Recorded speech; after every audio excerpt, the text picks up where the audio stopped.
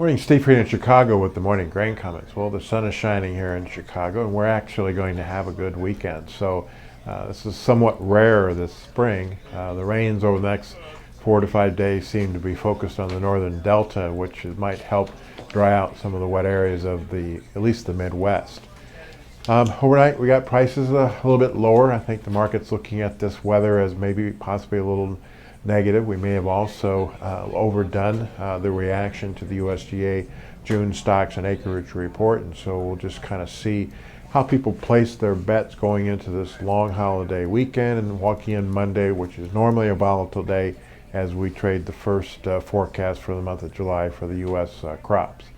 As far as the numbers go, besides prices being lower overnight, weekly export sales in wheat expected to be 250 to 500,000 tons. Corn, old crop 3 to 600, new 150 to 350. Bean sales 100 to 200 old crop, and new crop 150 to 350. Still no meal and bean deliveries. Corn 1024, wheat 105, and soybean oil 832. We did see where we're going to get some numbers today from a private crop estimate for the crop production. Their previous corn number was 13,564 million bushels, beans 3,871, sorghum 485, and wheat 2179. So we'll see how much they lower the corn and bean crops based on either the acreage reports or the crop growing conditions. We did see some analysts in Europe starting to lower their estimates of crops there due to the dry and heat stress. Wheat crop was lower to 141 from 149 last year. Corn 67 million tons versus 75.5 last year, and rapeseed 21.3 million tons.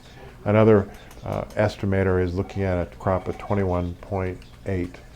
So the 6 to 10 day, 8 to 14 day maps look like normal rains and normal to below temperatures, so no heat in sight. But we are hoping that next week we dry out and help some of these wet areas across the Midwest. So anyway, lower trade, and the outside market's mixed, and we shut down at noon today. We're closed tomorrow, so this is your last chance to put some positions on going into the long holiday weekend. I suggest farmers increase their cash sales for the old crop and new crop if they haven't already, going into the important Monday weather market response. As always, these are my thoughts and not those of ADM or ADM Investor Services, and have a safe and profitable trading day.